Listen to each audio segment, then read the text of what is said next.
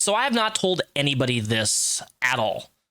So the internet gets it first before anybody. But I want to talk about a situation, time, where I was rejected. Okay. And as a man or a woman, for that most part, it really doesn't matter what gender we're talking about here. As a man or a woman, I think that how we deal with rejection is really important. And it's important that we don't do certain things and be nasty and rude and cruel and just horrible to people because they are not interested in us, which in today's current dating climate is very, very common in especially the incel or manosphere world, where like if a man tries to get a girl's number or tries to hit on a woman for any reason and she rejects him, the response is typically one of vitriol and like calling them fat or ugly or, you know, a slut or things just being completely unnecessary for the sake of because you got rejected and your ego got hurt, right? A lot of how people respond to rejection is their ego getting hurt and they're not being able to accept the fact that not everybody wants you, not everybody likes you, not everybody finds you attractive. So at the start of the year, right, I was in a food court lobby and I happened to be eating by myself, something that I commonly do because I think that in a lot of situations, people need to be comfortable doing things alone, living alone, just being alone in general. And not jump from relationship to relationship to person. I think it's important to be able to be comfortable being alone. And when you're comfortable being truly alone, doing everything alone, you're make a better partner. But that's just my personal opinion. Whatever. That's besides the point. I was eating alone at a food court lobby at a mall. And I noticed that there was this guy and there's this girl sitting at the table. And there's all these seats available. So I chose to sit right behind the guy. At the table behind them, and I just ate my meal, right? Just a casual meal, and I listened because I like to observe and I like to listen, and I listened for over 45 minutes as I ate my food. Right? It was very, honestly, it was. I was judging the date.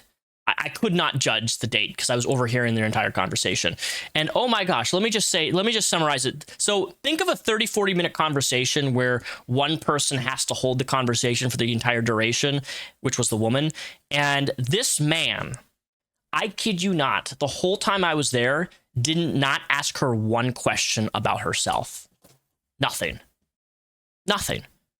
And in my head, as I'm eating, I'm thinking like, man, this guy is like not into her.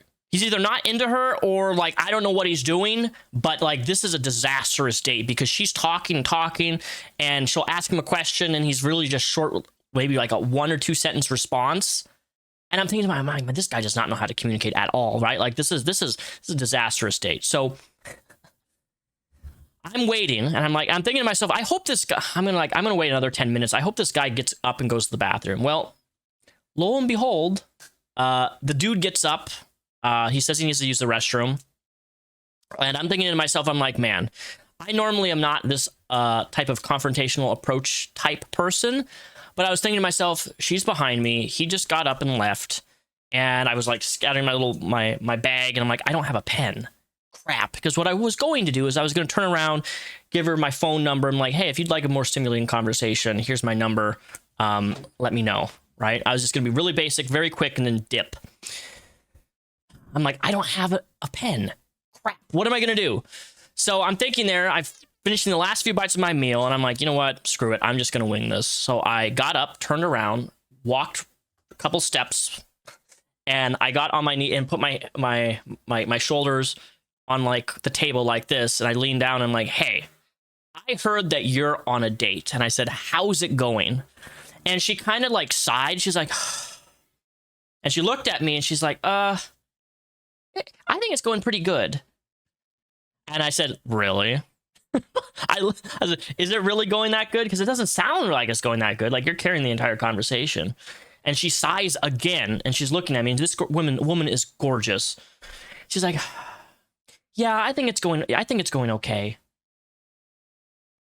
And so I said, okay, Well, if you would like a more stimulating conversation, I would love to get your number. And I pulled out my phone. I already had the contacts thing already there. I'm like, could I get your number? And she kind of like I think she was shocked that I asked for her number. Look, I did this when the guy got up and left. I didn't try to cock block the man when he's right there. I wouldn't do that. That's pretty disrespectful in my opinion. But he got up and left, right? He had to go to the bathroom. And you're not doing a very good job as a man to having like even asking a simple question to her. So like if I can insert myself and potentially get another date for myself, to somebody who I can actually talk to, who can talk because she's a good talker, I'll do it. YOLO, right? YOLO, you only live once. She looks at me and she's like, and she hesitates and she's like, I don't know about that. And I have my phone out like this. I said, okay, well, I love your nails and I think you're absolutely gorgeous. And I hope you have a fantastic rest of your date. I got up and walked out. That's it. Super simple, super quick, super casual. I was not mad. I was not angry. She said she didn't know, so I'm not going to sit around there and like pressure her to give me her number because she says she doesn't know. Well, that's her problem. And if she doesn't know and she can't act on the spot to like, maybe I want to do this, then it's not worth my time. So I just walked away. And that's that, right? In a lot of situations where I see people get rejected, when I was walking away, I thought about myself. I'm like, man, why? And I was thinking, like, why do people get so angry when they get rejected? Like, people go ballistic when they get rejected by a woman. It's not that deep, all right? You only live once in this lifetime. People are going to reject you, whether you're ugly, attractive. It doesn't matter, right? People are going to reject you. It is part of a human nature and it's part of life. And as a man or a woman, you need to do better in terms of how you respond to those types of situations, okay? Your ego is not for everybody else to bounce around on. Your fragile femininity, your fragile masculinity, you need to get over it. You need to stop being a bitch, okay? You just need to stop being a bitch. That's what it boils down to. Because if you're going to the internet, I don't know if you guys have heard the T website that there's a T website for women, and then there's a T website just in the last week for men, where people go and they complain and they expose people for like, this person rejected me, and then they're also exposing people for being bad people, but it's also like a place for people to vent anonymously about how terrible this person is. They went on it. It's like, just stop and realize that you're part of the problem when you contribute to things like this. If you get angry and upset and your first instinct is to call somebody a name because they rejected you, you are the problem as a man or a woman, okay? Because I've seen this happen both. Obviously, it happens way more with men being rejected, but I've seen it also happen with a woman gets rejected by a man and they lose it, right? I'll call them all sorts of nasty names just because how can she be rejected? She's this hottie, or she's wearing this beautiful dress or lingerie and she got rejected. How dare she not be able to get any man that she wants, right? Men think the same way too, okay? This is not like, I'm not trying to divide the genders here, but like it happens on both sides. I've seen it happen on both sides, and that's why I'm talking to both. How you deal with rejection is really detrimental to your psyche and who you are as a person, and you just need to be better. You need to do better. You need to not take everything as a threat and in a crack to your ego, and realize that life moves on and that there'll be other people that you can ask out and you may get rejected, but not to take it personally, because this is how I live my life. And I would not be able to work the job that I do in the transit world if I took everything personally. I genuinely don't take things personally from anybody.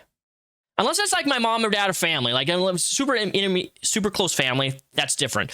But like internet, even random strangers, people on a bus that I'm transporting, asking somebody out on a date, I don't take anything personally, because the moment I take things personally, I start making assumptions about who that person is, and I make all these unrealistic, unfair assumptions about someone because I'm upset at their response to something that I did.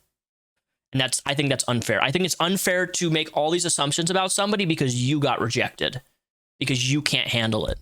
And it's easier to reflect and blame and point fingers at other people when the problem was with how you respond. Anyways, that's my food for thought. I just wanted to share this little story with you because it's okay to get rejected. It is okay to get rejected. If I have any incels watching me or manosphere, get over it. Okay? Seek therapy. Get help. Realize that your response is why nobody wants anything to do with you.